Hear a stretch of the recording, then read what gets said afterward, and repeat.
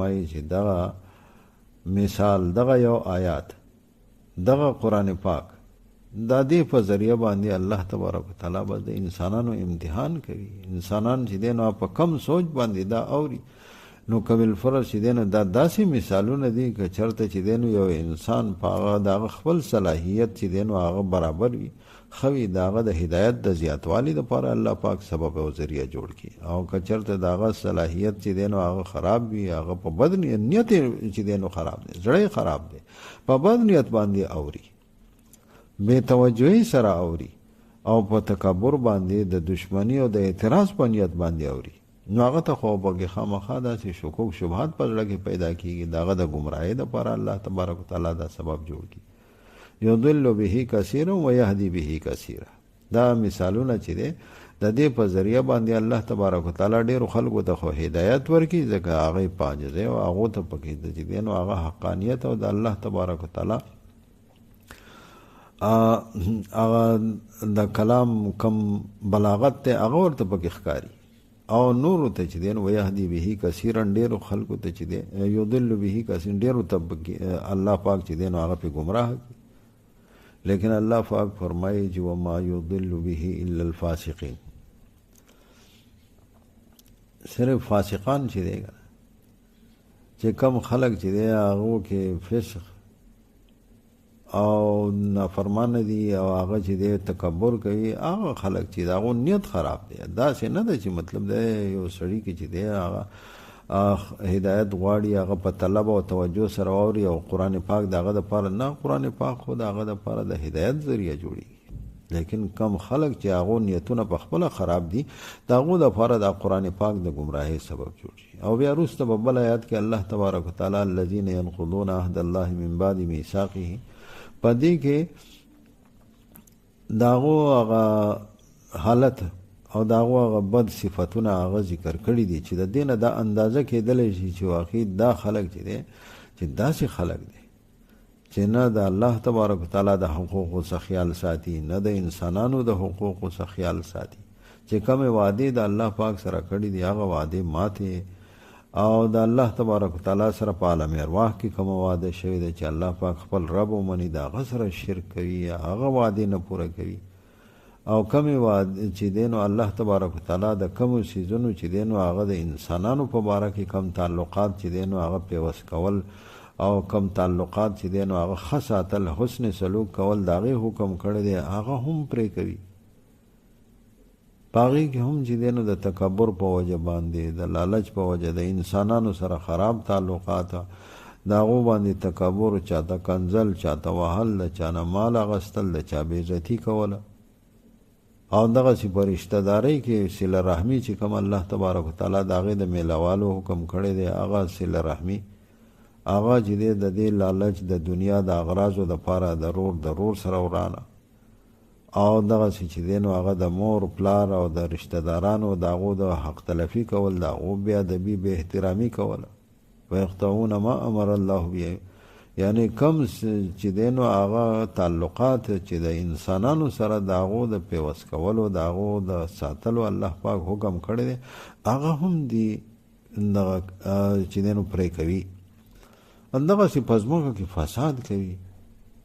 د ټولو نه لوی فساد دغه دی چې د الله پاک سره هغه وعده ماته کړي وي، شرک کوي، کفر کوي، د په ځمکه کې لوی فساد دی. او دغسې چې انسانانو په خپل منځ کې د تعلقاتو په رشته دارۍ کې او په ګاونډ کې او په نورو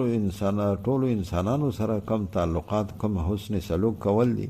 هغه حسن سلوک قایم نه ساتل، د هغې په وجه باندې په ځمکه کې چې دی نو هغه فساد وي، په ځمکه کې قتل وي، په ځمکه کې چې دی نو جنګونه وي، په ځمکه کې چې دی نو بدامني وي.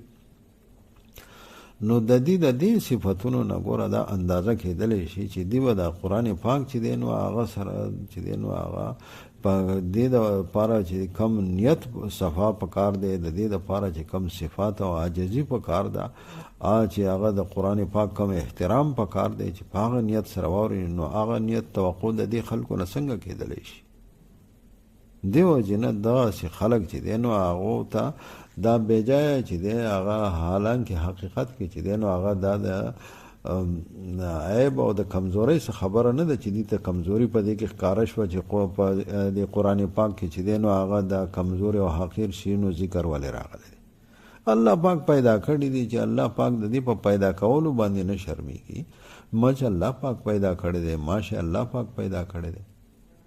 الله پاک پیدا کړی دي، الله پاک پیدا کولو کې په دې کې سهار نه محسوسوي. د هغو نوم اخیستل، د هغو مثال کې د هغو ذکر کول دا څه خبره وه.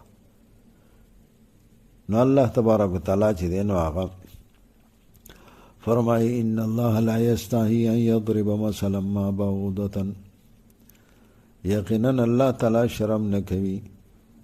ان یضرب مثلا ما بعوضة چې بیان کی یو مثال فماشی سرا فما فوقها یا زیاد داغینا چې دینو زیاد یعنی داغینا هم چې دینو په حقارت او سپکوالی کې زیاد وی لګا ماشی او زر ذکر کی بل سے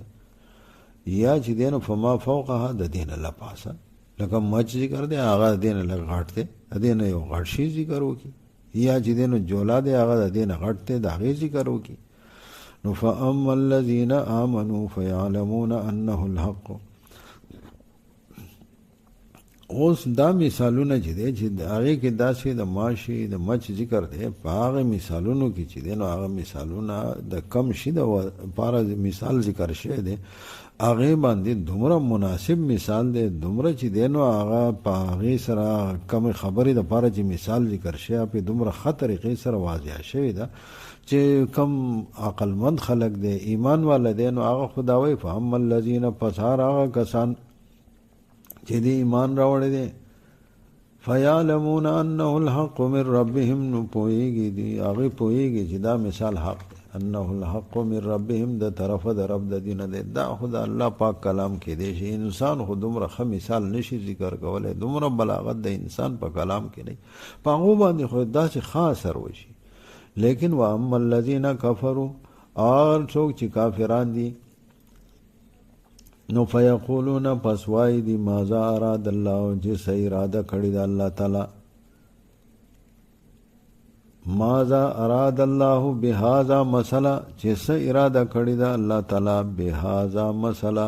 په بیان د دې مثال سره دا مثال ذکر کړي په ذکر کولو د دې مثال سره الله پاک دین سم مقصد په دې کې څه فائدہ او دا او د پکې څه فائدہ نه ښکاري. نو الله پاک وایي چې دغه یو شان خبره ده خو یضل به کثیرا ويهدي به کثیرا گمراه کوي په دې مثال سره ډېر خلک ويهدي به کثیرا او هدایت کوي په دې سره ډېر خلکو ته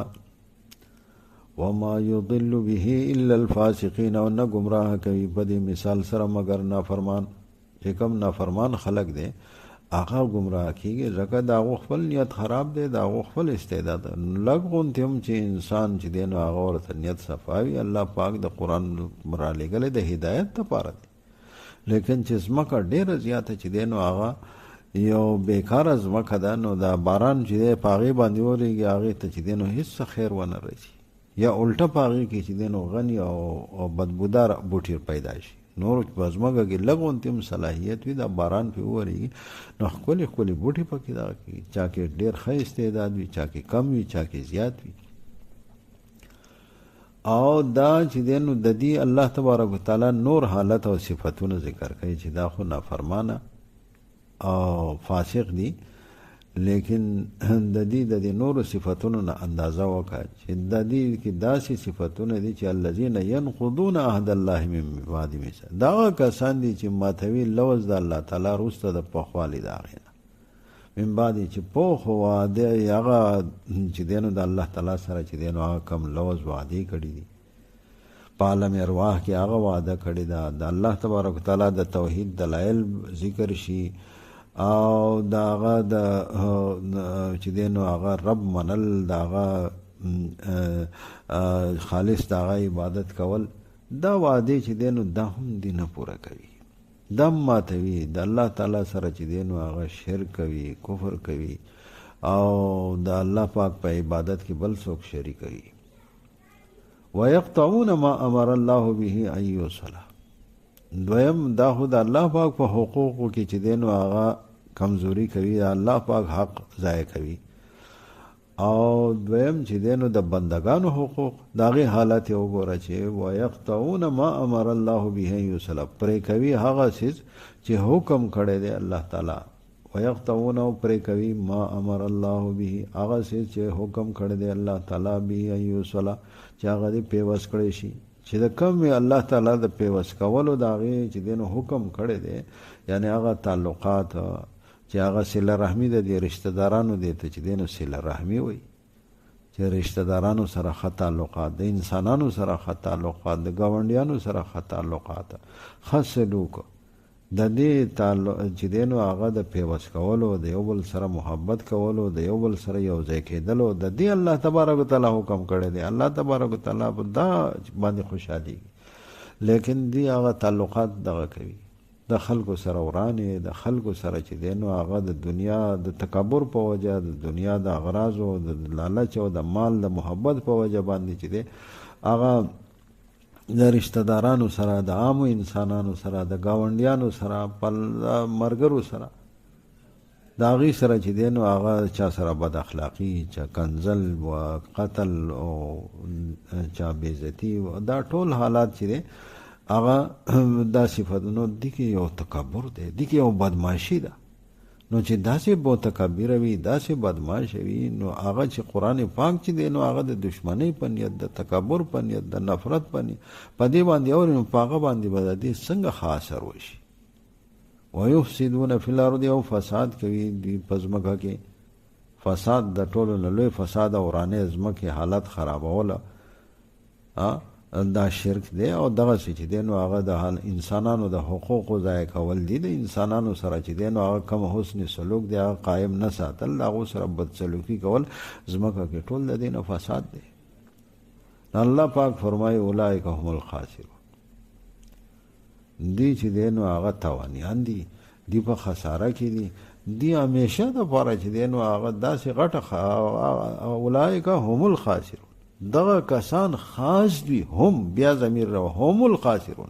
مطلب دا دی چې د آخرت خساره چې دی دا ډیره هم دا حقیقي خساره ده دی حقیقي خساره والدي تاوان کې دي د دنیا خساره د انسان ته وشي نو دا خو وړه غوندې خساره وي لیکن غټه خساره غټ تاوان غټ چې دی نو هغه نقصان هغه دی چې د انسان د آخرت په اعتبار سره ناکام شي